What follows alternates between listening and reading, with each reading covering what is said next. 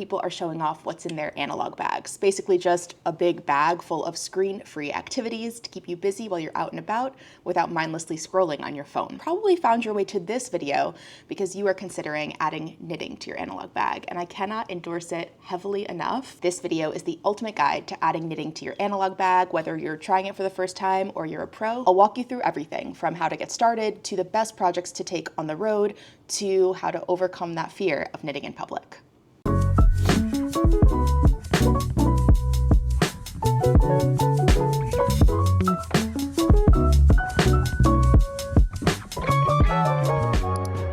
So what makes knitting the perfect analog bag addition? Well, it's portable. Knitting projects can be quite small. You don't need a whole lot of stuff when you're knitting, and so it's really easy to toss in your bag and go. But more than that, knitting is kind of the ultimate analog activity. For centuries, knitters have been taking their craft with them while they've been caring for children or tending to sheep or chatting with friends. It's kind of the ultimate portable activity that you can take on the go and do while you're in the middle of other stuff. So taking knitting in your analog bag is a way to continue that legacy. Knitting is the perfect craft to do whether you're alone or you're with people. So if you are out to a coffee shop, going on the subway, you can knit during those things, but you can also knit while you're hanging out with your friends, getting coffee, sitting on the couch, chatting with your partner. I used to knit through all my college lectures. You can definitely be engaged in another activity and have your hands busy with your knitting. With other analog bag activities like drawing or reading, it can be seen as kind of rude if you do those things while you're supposed to be engaging with someone else. Like if you're sitting in a college class and you're reading something else, it looks like you're not paying attention. But with knitting, you can actually engage in a conversation. You can really be listening while you're knitting. There's a little bit of a difference in the quality of your attention when you're knitting. I also really love that knitting is a hobby that produces something at the end of it. If you're playing a video game, yes, you earn different things in that video game, but nothing tangible, nothing physical, nothing you can hold in your hands. When you knit something, at the end of your project, you have a real knitted good. You have a hat or a scarf or a sweater that you can wear and enjoy day after day, especially if we're trying to step away from screens and the cloud. It can feel really good to have something tangible and physical to hold at the end of your activity. The benefits of knitting go far beyond having your hands busy while you're out and about, while you're commuting, while you're talking to friends. Knitting is also an amazing source of calm, and there's actually been some connections made between the benefits of Buddhist meditation and the benefits of knitting. Same as we focus on our breaths, when we're focusing on our hands and our stitches, our brain gets this message to just slow down. If part of the reason you're building an analog bag is because screens and constant doom scrolling make you feel anxious or scattered, I feel like knitting is the opposite of that. It is a focused, calming activity that actually settles your nervous system. So if you don't know how to knit, how do you get started? It's actually way simpler than you think. All of knitting is just 2 stitches, knit and purl. Everything else is just a variation. And you don't need a whole lot to get started, pretty much just needles and yarn, so you don't have to spend a lot of money to dive in either. But to start, I would just say get yourself like a size 8 straight needle in bamboo or wood. Get yourself some worsted weight yarn, that's all you need. People get really hung up on the materials. Do they need an interchangeable needle set? Do they need to buy cashmere? Do they need to spend a lot of money? No. To start, you just need 1 needle and 1 ball of yarn. Now, if you go to the store, you find a ball of yarn and you're not sure if it's worsted, just look on the ball band, that's the label on the yarn, and it will probably tell you the weight of the yarn. And even if you can't figure it out, there should be a recommended needle size, so play it safe and go with that. Easy. You don't have to overcomplicate things. Once you've picked up your needles and yarn, pretty much everything else you need to learn is free. And I think the absolute best resource to learn how to knit is YouTube. There are so many tutorials, how to do the knit stitch, how to do the purl stitch, how to cast on, how to bind off, and those are really the 4 things you need to get started. I recognize that it may feel a little contradictory that I am recommending YouTube videos to learn how to knit because that is a screen, we're trying to be analog, but it will not take you long to pick up the basics of how to knit and purl, and once that happens, you can put your device away. And if you're really set on using a physical book to learn how to knit, you don't want screens involved in this process at all, I respect that. I will link a couple books that I would recommend in the description. I personally find it a little easier to learn from video because you can see hands moving, but you can learn from a book too, so that's an option as well. So we've got our needles, we've got our yarn, and we've got our YouTube tutorials all queued up in a playlist, and you are ready to start knitting. There are a couple more accessories if you're on a shopping spree and you want to buy more. I have a whole video on what I carry in my knitting bag, so if you're curious about those accessories, small scissors, stitch markers, that's there for you to watch as well. But in order to dive in and get started, you're good with needles and yarn, that's all you need. I recommend starting with a super basic square, and the reason for this is your very first piece of knitting is gonna look a little sloppy, and that's okay. It's supposed to. Save it, because later on you can measure your progress and see how far you've grown. Cast on 25 stitches, and then I would just knit a couple rows, knitting back and forth all the way across. Once you have that and you're feeling a little bit confident, you can introduce purling. So you'll knit a row, purl a row, knit a row, purl a row, and then you can bind off.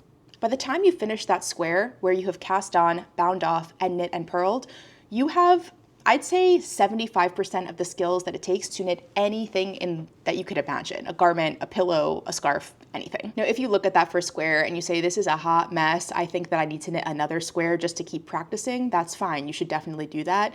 But I would push you a little bit and say, don't get caught in the loop of just knitting square after square after square and waiting to be perfect, because the truth of the matter is, nobody's perfect. Not even an expert knitter is putting out perfect, like, error-free projects. One of the biggest mistakes that beginners make is they wait to be perfect before they get started, and we're never really going to be perfect. So just dive in, embrace that beginner mindset. We have so few opportunities as adults to learn new things and to be imperfect, and I think that that's a great exercise as well. So once you've knit a square or two, you feel like you've got the mechanics of the knit and purl stitch down, let's dive in to our first real project. For this first project, we are looking for something simple because we're only working with a couple of stitches so far, and we're looking for something portable because we want to be able to toss it in our analog bag and hit the road. The classic beginner knitting project is a scarf, and part of the reason that people love it is you don't even really need to purl to make a scarf. All you need to do is cast on like 35 stitches and just knit every row until you basically run out of yarn.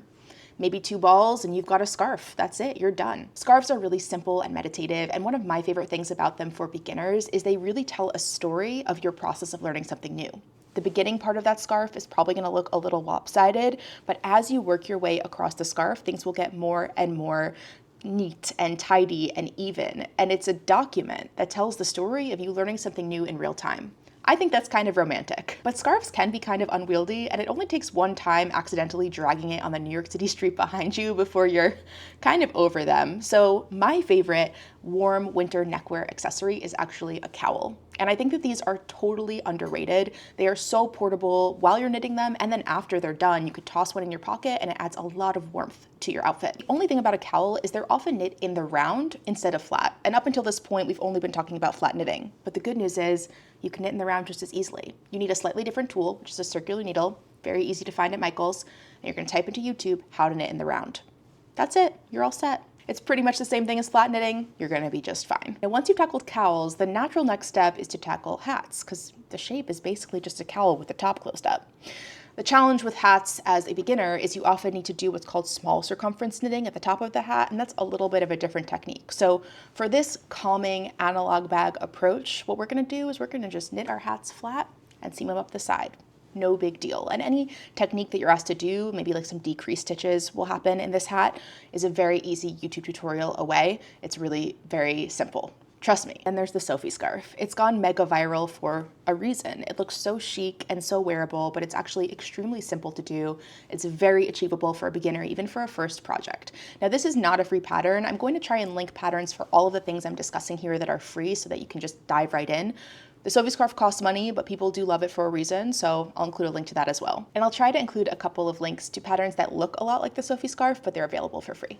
Now, you might have noticed that I haven't mentioned sweaters yet, and part of the reason is just because sweaters can get kind of big, and so if we're talking about tossing everything in our bag and going, they're just a little bit less portable than a smaller accessory project. But if you are committed to making a sweater, you are set, you want to make one, I have to recommend Florence's step-by-step sweater. Florence has put together a full long YouTube tutorial that takes you through like from the first step all the way through finishing your sweater. She covers everything. It's very comprehensive. So if you're looking to make a sweater, I think that's an amazing place to start. And once you've made a couple of these simple projects, you're feeling really confident, you're really into knitting, it's become a staple in your analog bag, you may want to expand your skill set and kind of move beyond the beginner level. And if that's you, I have a video that I put together on 7 free patterns that will teach you skills to elevate you from beginner to intermediate. So once you made your way through like a cowl, a hat, maybe even a beginner sweater, a little scarf, it may be time to try something different. That might be cables or lace. This video will walk you through it for free. That's it. That's truly all you need to become a knitter. You need yarn, you need needles, you need some instruction, and you need the willingness to learn. But I have noticed that there are 2 main things that hold people back. People who say, oh, I wish that I could knit, I would love to learn how to knit, but they don't overcome the barrier to actually doing it. And the first thing that holds people back is a fear of knitting in public. Definitely don't be scared to knit in public. I knit through all my college classes. I just asked my professors ahead of time. I said, some people doodle, this helps me to focus. Would you be okay with me knitting in your class? Overwhelmingly, yes. In fact, a lot of my professors were really excited and interested in my knitting and wanted to learn more about it. So As long as you put it out there and say, I'm able to listen to you, I'm making eye contact with you, I'm focused, this just keeps my hands busy, I found that people are very receptive to it. But the second barrier can be even harder to overcome, and that is the fear of being bad at things. We have somehow, as a society, came to a point where it feels really, really scary to try something new and fail. And knitting definitely puts you in a position where you have to try something new and be pretty bad at it for a while before you start to get good. Shifting your mindset from, I'm bad at this, to I'm learning this and I'm getting better every time can be a helpful way to push through that initial discomfort. It can take a couple weeks, it can take a couple months, sometimes a little bit longer before you really feel confident in your skills as a knitter. And so just commit to the process. Know that it's going to be a little bit tough, but you will get through the other side and you will feel confident in your skills. You just have to push through it. Now, if you feel really stuck, like you are making the same mistakes over and over and you have no clue what's going wrong, there are a few beginner mistakes that are super common. Everyone makes them. Twisted stitches, dropped stitches, putting your knitting needles down and picking them up and going in the wrong direction.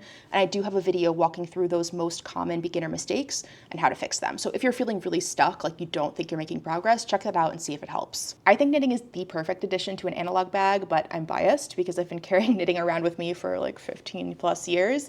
So I would love to hear what other activities you are including in your analog bag, and you can let me know in the comments. And if there's any element of knitting in analog bags or knitting on the go, knitting in public, beginner mindset, any of that I didn't address in the video and you have more questions about, feel free to drop that in the comments as well. Don't forget to take a peek below this video and check if you are subscribed to the channel. About 80% of my regular viewers are not subscribed, and hitting that button lets me know you're enjoying my content and make sure you don't miss my next video. Outside of YouTube, you can find me on Discord, where I get to see what you are knitting and working on and thinking about and share what I'm knitting too. And you can find me on Patreon, where I have monthly live knit nights with my patrons, and I give away all the tools that I review on this channel. I wish you so much luck in your knitting analog bag journey. Please update me about how it's going. And as always, I had so much fun talking about knitting with you today, and I can't wait to see you in the next one. Bye.